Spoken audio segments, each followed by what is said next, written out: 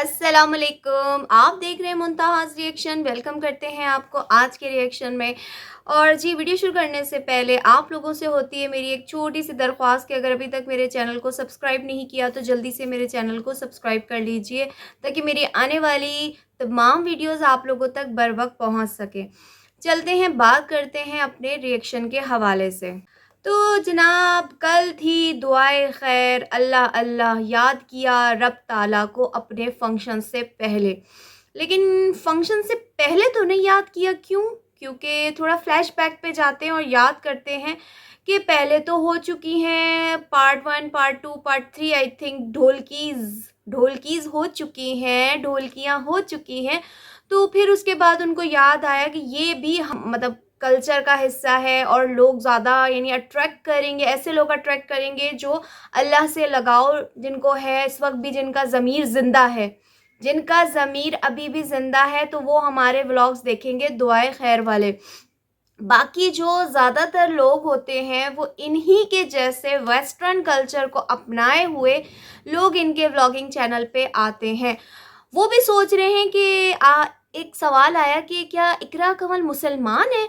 तो आगे से किसी ने रिप्लाई किया, हाँ हाँ मुसलमान है, लाहौर में रहती है, पाकिस्तानी है। यानी ऐसा इनका जो घर का निज़ाम है तो उससे फ़ील ही नहीं होता कि ये मुसलमान है। मीन्स दैट कभी नमाज का नाम नहीं सुना, कभी किसी बहन के सर पे तो दूर की बात है, सीने पे भी किसी ने दुपट्टा नहीं देखा। तो इनके जो न्यू सब्सक्राइबर है वो हैरान हो गए कि इकरा कंवल मुसलमान है। और जनाब, पहले तो मैं यहाँ पे बात करूँगी, इकरा कंवल के चमचों ना जलो यार, ना जलो। यानी मैं हैरान हूँ। जब जब मैंने इकरा कंवल के हवाले से वीडियो बनाई है तो इनके जो चमचे हैं, लाइक चमचे भी हैं और ख़ुद ही कुछ अपने सिस्टम से मुझे कमेंट्स करवाती हैं ये इकरा कंवल, क्योंकि उनको पता है कि मुंतहाज़ रिएक्शन वाली उनके हवाले से वीडियो बनाती रहती है। सबसे पहले तो मैं एक फ़नी कमेंट आपको बताऊंगी जो कल मुझे आया था, जिस पे मुझे कहा जा रहा था कि सबसे ज़्यादा मेकअप तो तुम करके बैठती हो, इतनी तुम साथ को नहीं कितनी बेस लगा के तुम बैठती हो और जो है ना वो इतनी तुम गोरी नज़र आती हो। तो अल्हम्दुलिल्लाह माशाल्लाह मैं बहुत गोरी हूँ। देख सकते हैं आप, मेरे हाथ देख सकते हैं, मेरी स्किन से ज़्यादा गोरे। अगर मैं बेस लगाने वाली, मैं गरीब बंदी, एक मिडिल क्लास बंदी, अगर मैं इतनी बेस अफोर्ड कर सकूँ तो क्या ही बात है। आपको पता है कि आजकल मेकअप कितना महंगा है, तो इसीलिए हम सीधी सादी घरेलू औरतें जो हैं मेकअप नहीं करते। और चलें जी, ये हैं इनके चमचे। जब इनके बारे में बात करो तो वो पॉपकॉर्न की तरह फट फट फट फट फट फटने लगते हैं सारे। तो कल थी दुआए खैर, तो मुझे ना कमेंट्स आए दुआए खैर के हवाले से ना थोड़े से, तो मैंने सोचा पहले मैं इनके चमचों को ना जवाब दे दूं। और मैंने इनको कमेंट में भी यही बोला कि आपको मैं जवाब वीडियो में दूंगी, तो आप वीडियो में। अच्छा, मुझे जो है ना एक कमेंट आता है जिसमें कहते हैं कि आपको क्या मसला है, आप क्या कर रही हैं यहाँ पे। मेरे ख्याल में शायद जो इकरा कंवल के व्लॉग्स देखते हैं वो प्लूटो या मरीख या कि वेनिस को किसी और सैयारे से देखते हैं। शायद वो हमारे दुनिया के उसमें से नहीं होते लोग, या वो इंसान ही नहीं है, या वो कोई वो एलियंस हैं जो उसके व्लॉग देखते हैं। हम ही ने देख रहे हैं ना, हम जैसे ही लोगों ने व्लॉग्स देखने हैं ना। और जहाँ पे कोई चीज़ गलत हो रही है तो उसको देख के भी हम रिएक्शन दे सकते हैं। अगर अच्छा काम है तो अच्छा बताएंगे, और अगर कुछ गलत होता हुआ नज़र आएगा तो गलत बात करेंगे। और इकरा कंवल कहाँ की रहने वाली हैं? इंडिया की हैं या अमेरिका की रहने वाली हैं या कहीं और की हैं? हम अपने मुल्क की बंदी की बात कर रहे हैं, ये हमारे मुल्क पाकिस्तान को रिप्रेजेंट कर रही है। फिर जनाब उसको एक कमेंट आता है कि आपको क्या, वो कुछ भी करे, और आजकल तो सब ही कर रहे हैं। और अल्लाह ताला और बंदे का अल्लाह ताला और बंदा जाने आप खुद क्या कर रही हैं। तो मुझे बहुत गुस्सा आया आपकी वीडियो देखकर। अपनी आपकी गीबत भी काम नहीं आएगी आखिरत में, और आप बेपर्दा हैं। तो मुझे इस कमेंट के हवाले से थोड़ा जवाब देना था कि मैं कहाँ से बेपर्दा हूँ? कहीं से मेरे बाल नज़र आ रहे हैं, मेरा जिस्म नज़र आ रहा है, मैं कहाँ से बेपर्दा हूँ? पहले मुझे इसका आप जवाब दें। इसका मतलब है मैं बेपर्दा हूँ? इकरा कंवल जो आपकी फेवरेट व्लॉगर है वो मेरे ख्याल में पर्दे में रहती है, उसके बाल भी नज़र नहीं आते और वो अपने आप को बहुत कवर करके रखती है। शायद मेरे ख्याल में ये कहना चाह रहे हैं। ये हमारी पढ़ी लिखी आवाम के सवाल हैं जो वो मुझसे कर रहे हैं, और मुझे कह रहे हैं कि आपकी गीबत काम नहीं आएगी। तो मेरे भाई या बहन जिसने भी मुझे ये कमेंट किया है, गीबत उसको कहते हैं जब अगर मैं किसी के पीठ पीछे बुराई करूँ। ये तो बल्कि कमेंट में मुझे कहा भी जा रहा है कि आप सारी दुनिया के सामने सरेआम इस तरह की बातें कर रही हो, तो इस चीज़ को मानो ना कि मैं दुनिया के सामने क्या, मैं उनके सामने भी बात कर रही हूँ। मैं किसी से डरती नहीं हूँ। इकरा कंवल सुने या कोई भी सुने, जो वो गलत कर रही है उसके हवाले से मैं बात कर रही हूँ।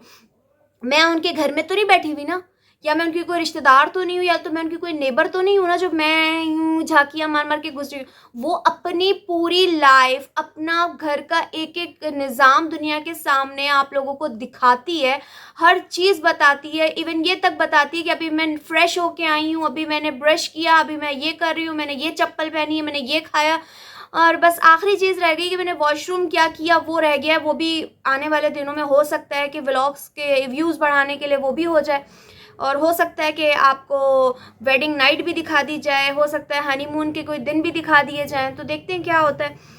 तो जब सारा कुछ पर्सनल रहा ही नहीं है, सब कुछ आपने यूट्यूब पे शो कर दिया है, तो फिर कौन सी मैं गिबत कर रही हूँ? जो दिखा रहे हो और वो चीज़ अगर गलत है तो उसी की बात कर रही हूँ। फिर उसके बाद कहते आपको कोई हक नहीं है कि आप किसी को जज करें, ये भी इस्लाम में मना है। आप सरेआम बैठ के उन पे तनकीद कर रही हैं। चलो इस चीज़ को तो शुक्र है इन लोगों ने मान लिया कि मैं सरेआम बैठ के तनकीद कर रही हूँ, मतलब कि उनके सामने कर रही हूँ। अच्छा, अब ये सारी बातें थोड़े मैं कमेंट्स पढ़ लूँ ना, तो उसके बाद फिर मैं आप लोगों से भी सवाल करूँगी और उनको जवाब भी मिल जाएगा। उसके बाद कहते हैं उसकी शादी है, उसका घर है, जैसे मर्ज़ी करे, आपको क्या। वो एक आपकी ज़िंदगी के बारे में तो नहीं बोल रही ना, तो फिर आप भी ना बोलें। तो मेरी कौन-सी ज़िंदगी वाईटी पे है, मुझे बता दें। मैं व्लॉग्स बनाती थी, मैंने बामुश्किल 9 महीने 8 महीने व्लॉग बनाए, और उसके बाद मैंने अपनी व्लॉगिंग बंद कर दी क्योंकि मुझे नहीं समझ आई डेली व्लॉगिंग। और मुझे लगा कि मुझसे ज़्यादा हकदार वो लोग हैं जिनके वाक़ई में, जो हकदार हैं, जो गरीब हैं, बहुत ज़्यादा जो गरीब एंड नीडी हैं, उनकी ज़्यादा ज़रूरत है कि वो डेली व्लॉगिंग करें। तो अट्रैक्ट भी ज़्यादातर वही लोग करते हैं और नीडी भी वही होते हैं। तो ख़ैर मैंने वो डेली व्लॉगिंग बंद कर दी, ठीक है। मेरी कौन-सी फैमिली वाईटी पे है जो मुझ पे तनकीद करेंगी, और मुझ पे किस चीज़ पे तनकीद करेंगी, ये मुझे बता दें। हाँ, अगर मैं कोई गलत बात करूँ, मैं कुछ आप लोगों के सामने गलत शो करूँ, मैं कोई as a Pakistani, as a Muslim, अगर मैं यहाँ कोई चीज़ गलत रिप्रेज़ेंट कर रही हूँ, कुछ गलत दिखा रही हूँ, तो मुझ पे तनकीद बन सकती है। क्योंकि जब ये सारे व्लॉगर हमें कह सकते हैं कि आप हमारी वाईटी फैमिली हैं, और मैं जब अपने सब्सक्राइबर को कह सकती हूँ कि आप मेरी वाईटी फैमिली हैं, तो यही मेरे सब्सक्राइबर, जो मेरे भी फॉलोअर्स हैं, ये मुझसे सवाल करने का हक रखते हैं। तो एज़ अ, मैं समझो यूट्यूबर, एज़ अ इस फ़ील्ड से रिलेटेड, कि वो भी यूट्यूबर है, मैं भी यूट्यूबर हूँ, तो मैं उनसे ये सवाल कर सकती हूँ। और उनकी पूरी लाइफ़ यूट्यूब पे शो हो रही है। मैं उनके हर चीज़ के बारे में बात कर सकती हूँ जो यूआईटी पे नज़र आ रही है। मैं पर्सनल जाके कोई बात नहीं करती इकरा कंवल की कि अंदर खांचे क्या हो रहा है, ठीक है। और फिर उसके बाद एक सवाल है, उसका मैं आपको बाद में बताऊँगी। अब यहाँ पे सारे जो इनके फैन्स हैं, जो मुझे आके चमचे आके कमेंट्स करते हैं, मैंने आपको पढ़ के कुछ सुना दिए, मैं डिलीट नहीं करती, आप लोग जाके मेरे कमेंट सेक्शन में पढ़ सकते हैं। तो मैं उनको एक बात कहना चाहूँगी कि किसी की इस्लाह करना भी नेकी है। मैं अगर यहाँ पे कोई बात कर रही हूँ, तो मैं इकरा कंवल, माँ सफदर डकी या जिसकी भी बात कर रही हूँ, मैं उनकी इस्लाह करती हूँ कि उनमें बेहतरी है। और अगर कोई गलत काम कर रहा हो, या जहाँ भी कुछ गलत हो रहा हो, कोई बुराई हो रही हो, अगर उसको सीधा रास्ता दिखा दिया जाए, तो क्या ही गलत बात है। हाँ, क्या गलत बात है अगर मैं किसी को सीधा रास्ता दिखा रही हूँ, कि मैं कह रही हूँ कि आप इस तरह से नहीं, इस तरह से काम कर लें।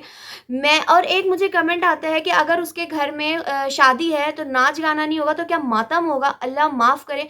मेरा ऐसा किसी से कोई वो नहीं है, आप नाच गाना करें या कुछ, वैसे तो हमारे दीन में नाच गाना मना है, ठीक है। लेकिन अगर वो लोग कर रहे हैं, क्योंकि उनका कोई भी दीन से जो है ना, कहते हैं ना, दुआए खैर जो की है उन्होंने, उनको डी का भी मतलब नहीं पता, उनको खैर का भी मतलब नहीं पता, ये मैं बता दूँ आपको। मैं इकरा कंवल की बात कर रही हूँ कि उनके कि डॉलर का नशा इन लोगों को इतना चढ़ गया है, इनको अपने मज़हब से कोई वो लगाव नहीं है, तो ये जस्ट फॉर्मेलिटी इन्होंने कल दुआए खैर की है। और मैं यहाँ पे एक बात कहूँगी कि एक कमेंट आता है जो आज इकरा कंवल की फाइनल ढोल की थी, उसके हवाले से, कि हेड्स ऑफ इकरा, जो ब्राइड होकर भी अपनी यूट्यूब फैमिली के लिए प्रॉपर व्लॉग बना रही है। तो यहाँ पे मेरी बहन जिसने भी ये कमेंट किया है ना इकरा कमल के व्लॉग पे, तो वो वाईटी वाली फैमिली के लिए व्लॉग नहीं बना रही, बल्कि उनको पता है कि मेरे तो अब टाइम शुरू हुआ है, बल्कि अब नहीं, ओ सॉरी मैं भूल गई थी, कुछ 1 साल से ये चीज़ चल रही है शादी का कंटेंट। और फिर मैंने आपसे क्या कहा था कि इनकी एक एक फंक्शन की वीडियो 2-3 मिलियंस पे जानी है, और शादी मेहंदी बारात की तो मे भी हो सकता है 8 मिलियन 9 मिलियन 10 मिलियन तक भी चली जाए। तो वही शुरू हो गया।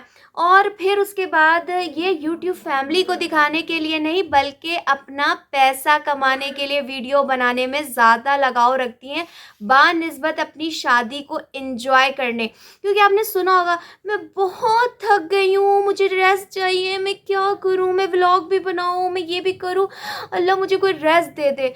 तो इकरा इतना थक गई तो आप व्लॉगिंग नहीं करें, आप अपनी शादी इंजॉय करें। व्लॉग बनाने के लिए आपके और भी व्लॉगर दोस्त आने वाले हैं जो आपने शादी में इनवाइट किए हैं। फिर आपकी बहनों के चैनल्स माशाल्लाह भरे पड़े हैं, इकरा, वो फातिमा, राबिया, हिरा, ज़ैनब, तो सब बना लेंगे। आप अपनी शादी एंजॉय करें, आप रेस्ट करें।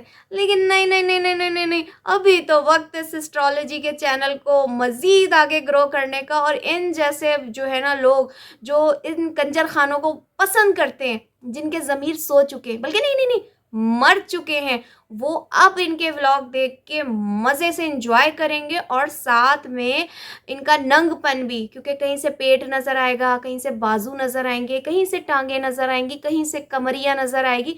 तो वो सब देखने के लिए छिछोरे भी आएंगे, वो कहाँ कहाँ से आएंगे, वो सब अब इनको सब्सक्राइब भी करेंगे। तो आप समझ सकते हैं इनके मर्दों की तो गैरत मर चुकी है। बाल नज़र आए, कमर नज़र आए, पेट नज़र आए, टांगे नज़र आए, कुछ भी नज़र आए, पैसा तो आएगा ना घर पे। सच्ची बात बड़ी कड़वी होती है, मुंतहास रिएक्शन वाली सच बोलती है तो इनके चमचों को आग लग जाती है नीचे से ऊपर तक। और फिर जो भाई मैंने कल बात की थी, वो मैंने गलत बात की थी कि दुआए खैर तो इन्होंने as a formality just for content बनाने के लिए की है। अब देखो कि ढोलकी का इवेंट है इनका, इनके घर में फाइनल, चाहे ढोलकी का फाइनल इवेंट हो या ढोलकी पार्ट 1 पार्ट 2 हो, पूरा दिन ढोलकी को दिया जाता है। मानेंगे इस चीज़ को कि नहीं मानेंगे? तो जब कंटेंट था दुआए खैर का, तो पूरा दिन दुआए खैर को देना चाहिए था।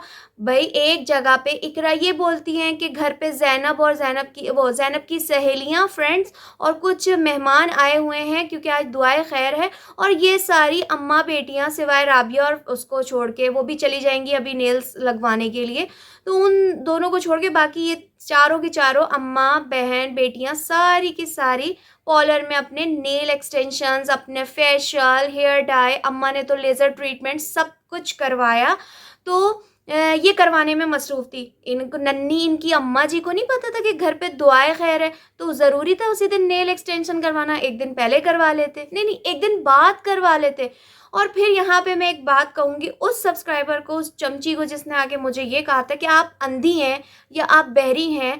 तो आपने सुना नहीं था कि उन्होंने बोला कि हमने जो है, मतलब उनके घर में राबिया भी थी और फातिमा भी थी, तो उन्होंने लाके कुरान पाक वहाँ रख दिया होगा, जिस पे मैंने कहा था कि उस पे वज़ू नहीं होता नेल एक्सटेंशंस के साथ या बालों के एक्सटेंशंस के साथ, नेल पेंट के साथ। तो कैसे ये कुरान पाक इन्होंने यहाँ ला के रखा? तो उसने मुझे, ये सब्सक्राइबर ने, चमची ने आके बोला। तो अब मैं उस चमची को यहाँ पे इस बात का जवाब दूंगी कि इकरा ने अपने मुँह से बोला कि जब वो वहाँ पे बैठी थी तो उन्होंने बोला कि अभी हमने कुछ सिपारे पढ़े हैं और साथ में कुछ सूरतें पढ़ी हैं। तो मेरी बहन इकरा, बताओ कि वज़ू कैसे हो गया तुम्हारा? सारा दिन तो पार्लर में तुम अपनी क्या मालिश चंपियाँ करवाती रही हो, पेंट तुमने लगाया हुआ, नेल एक्सटेंशन तुमने लगाया हुआ, तो तुम्हारी बहनों ने लगवाया हुआ, और ज़ैनब ने तो इतनी भी वो कहते ना तकलीफ़ नहीं की। और फिर जो ज़ैनब की दोस्तें आई हुई थी दुआए खैर वाले दिन, और जो कुछ मेहमान आए हुए थे, तो वो सारे कहाँ चले गए? क्योंकि इनके जो दोस्त भी हैं ना, वो भी इन्हीं जैसे हैं कि सुनो कि दुआए खैर है, कुरान पढ़ना होगा, नात पढ़नी होगी, तो उन्होंने सोचा बहाना करो घर भाग जाओ, वरना इनकी सहेलियां इनके घरों में नाइट स्टे करने आती हैं। तो क्या आज के दिन नाइट स्टे नहीं कर सकती थी कि चलो दुआए खैर में बैठ जाए? ना अब्बा की शिरकत, ना अरीब की शिरकत। और फिर उसके बाद अरीब कैसे आता? वरना अरीब तो आज भी पहुंचा हुआ था उसको पॉलर छोड़ने के लिए। अब ड्राइवर नहीं आया, अब हिरा छोड़ के नहीं आ सकती थी पॉलर में, लेकिन नहीं, अरीब तो इनका जो है काट का उल्लू है, जहाँ लगाओ वहाँ वो लग जाता है। और उसके बाद यहाँ पे आज के फंक्शन के हवाले से मैं बात करूँगी कि दुआए खैर तो हो गई ख़त्म, खैर व आफ़ियत के साथ अल्लाह पाक इन लोगों को नेक हिदायत दे। और फिर अब चलते हैं आज का जो इनका फंक्शन था, जिस पे कहा जा रहा है कि अम्मा जी को देखो, अम्मा जी को, कि जिस उम्र में औरतें सोचती हैं कि भाई हम अपने बालों को छुपा लें, अपने आप को कवर कर लें, कि आखिरत की फ़िक्र लग जाती है ना कि हमने अगले जहाँ जाना है, हमारी उम्र हो गई, उस उम्र में पैसों की खातिर, डॉलर्स की खातिर उस बंदी ने सर पे तो दुपट्टा लेने की बात छोड़ दो, सीने से भी अम्मा जी ने उतार के फेंक दिया कि फुल मेरा ड्रेस का जो लुक है वो दुनिया देख सके। ये समझते हैं कि घर का इवेंट है, दुनिया नहीं देख रही, यूट्यूब पे कौन देख रहा है, क्या खलाई मखलूक देख रही है, वही गैर मर्द देख रहे हैं, वही सब कोई देख रहा है, नामहरम देख रहा है, तुम्हारे ठुमके भी देख रहा है, तुम्हारे लचकती हुई कमरिया भी सारे गैर मर्द देख रहे हैं। और इनका बाप बेशरम, जो लोग आके मुझे कहते हैं कि तुम किसी के माँ बाप पे मत बोलो, तो कहते हैं ना जड़ ही ख़राब थी तो प्लांट्स पौधे ख़राब निकले ना।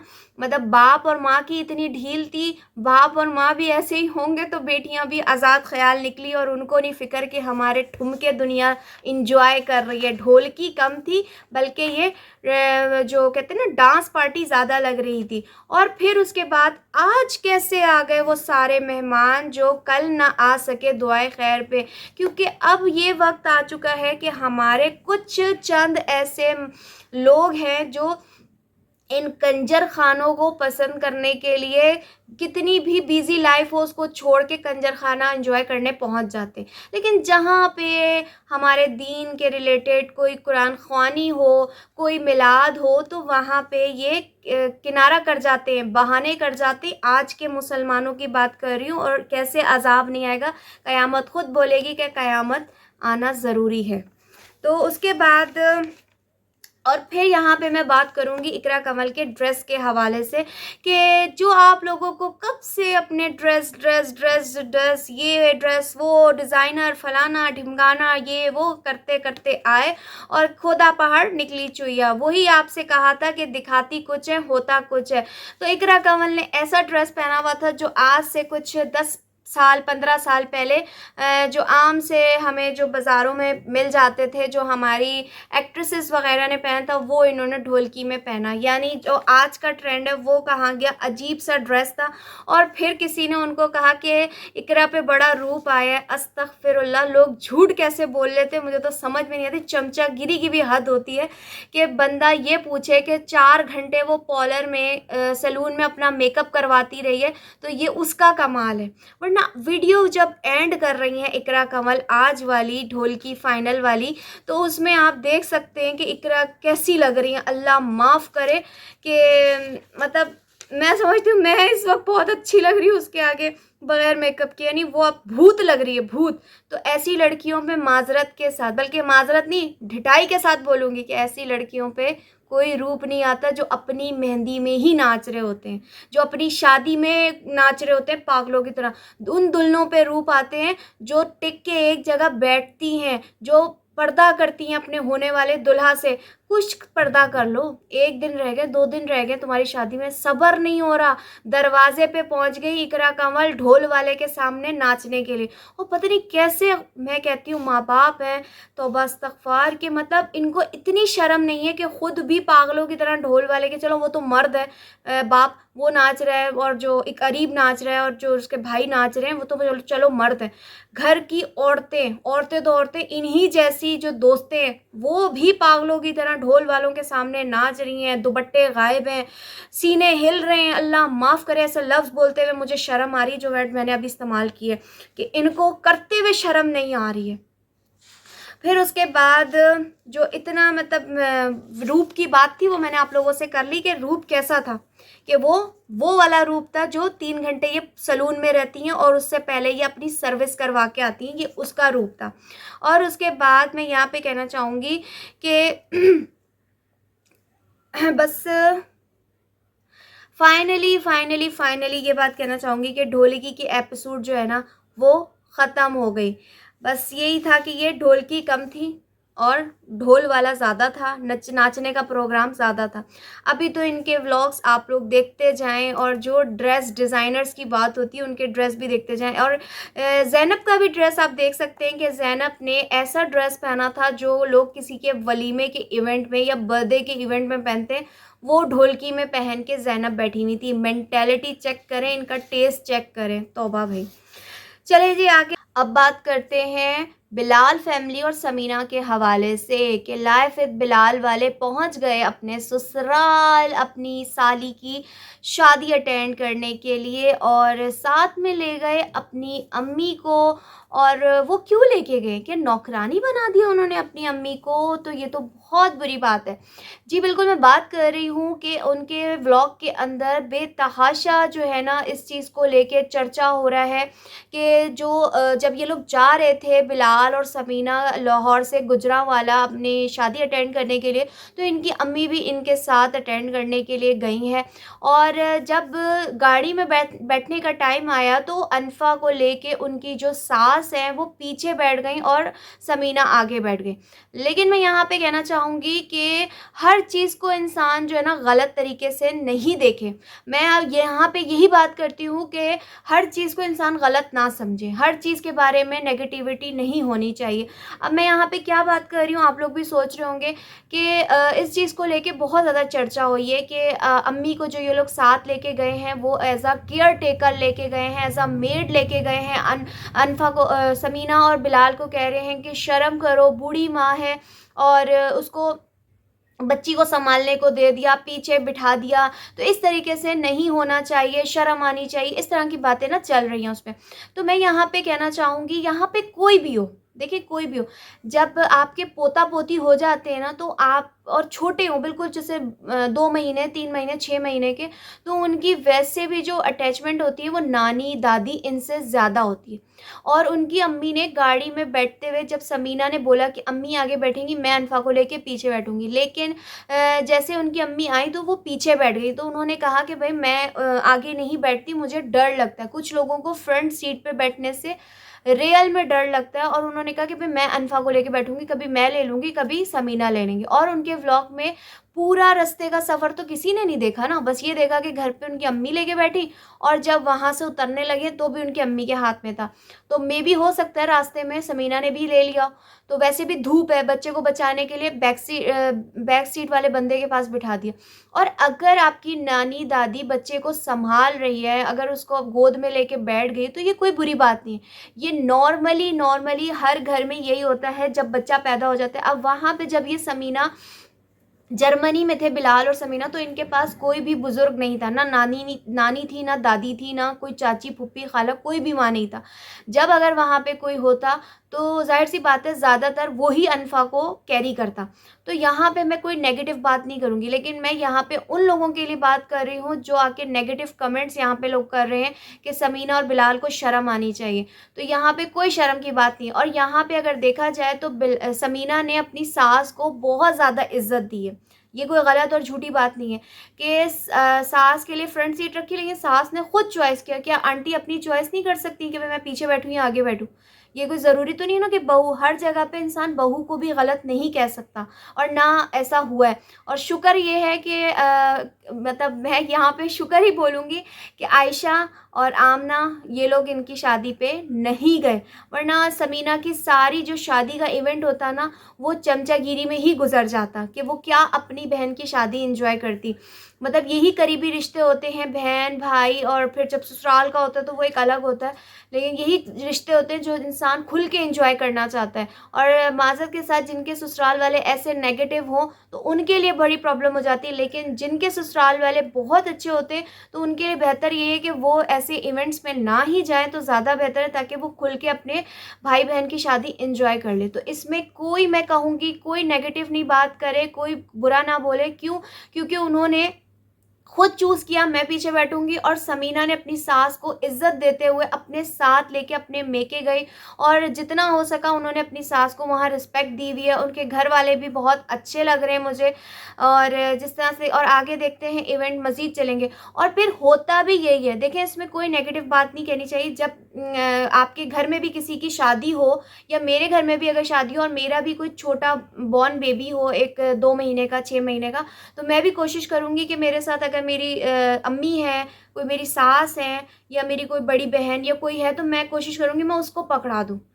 तो जब वैसे भी जिनकी करीबी शादियाँ होती हैं तो वो ज़्यादा हेवी ड्रेसेस पहनते हैं, तो जिनके गोद में छोटे बच्चे होते हैं तो उनको कपड़े चुभ सकते हैं, उनके लिए मतलब एक बैड फीलिंग होगी ना बच्चे के। वो कोशिश करता है चलो भाई, जो बंदा बैठा हुआ है, कोई बुजुर्ग बैठा हुआ है, कोई भी बड़ा बैठा है, तो वो अपने बच्चे को उसको पकड़ा देता है। और ये एक कहते हैं ना, दादी पोती नानी नवासी या नवासे का एक अलग ही रिलेशन होता है, एक अलग ही प्यार होता है, एक अलग ही मोहब्बत होती है। कहते हैं कि माँ बाप को अपनी औलाद से ज़्यादा औलाद की औलाद प्यारी लगने लग जाती है। यहाँ पे कुछ लोगों ने ये बोला कि मोमिना ऐसी नहीं है, मोमिना अपनी ज़िम्मेदारी खुद सँभालती है, तो ये चीज़ नहीं है। मोमिना का भी जो अनमोल थी, वो भी इनकी अम्मी के पास होती थी, और ज़ियान भी अभी छोटा-सा है, 7-8 मंथ का है, तो वो भी ज़्यादातर अपनी दादी के पास होता है। इसमें कोई वो नहीं है, अगर वो भी दे देती हैं अपने बच्चों को, तो ये बहुत अच्छी चीज़ होती है। ये मैं आपको बताऊँ कि उस बुज़ुर्ग के लिए ये बहुत अच्छी चीज़ होती है, उसकी मेंटल हेल्थ के लिए बहुत अच्छा होता है। जिस उम्र में बुज़ुर्ग जो होते हैं बैठ के अपनी अपनी आख़िरत को, मतलब अपनी आख़िरत से मुराद है अपने आने वाले दिनों को सोच रहे होते हैं कि हम कब मर जाएँगे, और यही सोच-सोच के उनको शुगर से ब्लड प्रेशर से फलानी दिल की बीमारियां लग जाती हैं। तो उन दिनों में बच्चों के बच्चे देखना, उनको संभालना, उनको अपने पास रखना, तो इससे जो है ना एक पॉजिटिव जो कहते हैं ना वेव्स होती हैं, ये आपको मिलती हैं। जब हम भी बुढ़ापे के उसमें पहुंचेंगे ना, तो हम अकेलेपन के शिकार होंगे, तब हमें हमारे पोता पोती, हमारे नवासा नवासी हमारे काम आएंगे, वो हमारी दिल की ठंडक बन जाएंगे। वो जब हमारे कलेजे से लगेंगे तो हमें एक ताकत मिलेगी, और हम अपने बच्चों को बोलेंगे। मैं आपको यहाँ पे अपना वाकया बताती हूँ कि जब मेरी अम्मी ज़िंदा थी उस वक़्त मेरे जो बेटा हुआ था, जब वो 6 मंथ का था, तो एक दफ़ा मेरी अम्मी मुझे कहती हैं कि मेरा दिल चाहता है कि मैं इसको अपने साथ लेके घर चली जाऊँ। यानी इतना मेरी अम्मी को मेरे बच्चों से प्यार था। अल्लाह मेरी अम्मी को जन्नत नसीब करे। तो मेरे अब्बू ने नहीं देखा मेरे बच्चों को, उस वक़्त मेरी शादी नहीं हुई थी। तो ये एक मोहब्बत होती है। मैं जब अपनी अम्मी के घर जाती थी, तो मेरे दोनों बच्चे मेरी अम्मी से जाके लग जाते थे सीने से। और अब ये आलम है कि मेरे बच्चे अक्सर रो पड़ते हैं कि हमारी नानी क्यों नहीं ज़िंदा। वो खुशनसीब हैं जिनके नानी, नाना, दादा, दादी ज़िंदा है। तो ये कोई इसमें नेगेटिव बात नहीं करनी चाहिए। आज मैं किसी किस्म की इस तरह की बिलाल फैमिली के हवाले से नेगेटिव बात नहीं करूँगी, कि उनकी अम्मी बिलाल की वाक़ई में बहुत नाइस लेडी हैं, और वो बच्चों से प्यार करती हैं, और बच्चों के साथ उनकी अटैचमेंट होना इस वक़्त में, जहाँ उनके घर वाले उनकी जैसे उनकी बेटियाँ हैं, ख़्याल नहीं करती हैं उस तरीके से, वहाँ पे उनको बच्चों के बच्चों से मोहब्बत मिल जाए, साथ मिल जाए, तो क्या ही अच्छा है। तो ये उनकी अपनी लगन है, अनफ़ा के लिए प्यार है कि वो अनफ़ा को सीने से लगा के रखती हैं। तो चलिए जी, आज का मेरा ये रिएक्शन, आई होप आप लोगों को अच्छा लगा होगा। अच्छा लगा हो तो लाइक, शेयर, कमेंट ज़रूर कर दीजिएगा, और मुझे बहुत सारी दुआओं में याद रखिएगा, क्योंकि मुझे भी लाइव थ्रेडिंग मिलना शुरू हो गई। मुझे कमेंट में एक आया कि मैं तुम्हें जान से मार दूँगी अगर तुमने अब ये बात की। तो इस तरह का अब आलम चलने लग गया इकरा कंवल की चमचियों से, कि मुझे जान की धमकी दी जा रही है। तो खैर, मुझे दुआओं में याद रखिएगा, अपना ख्याल रखिएगा। मुझे इजाज़त दें, अल्लाह हाफ़िज़।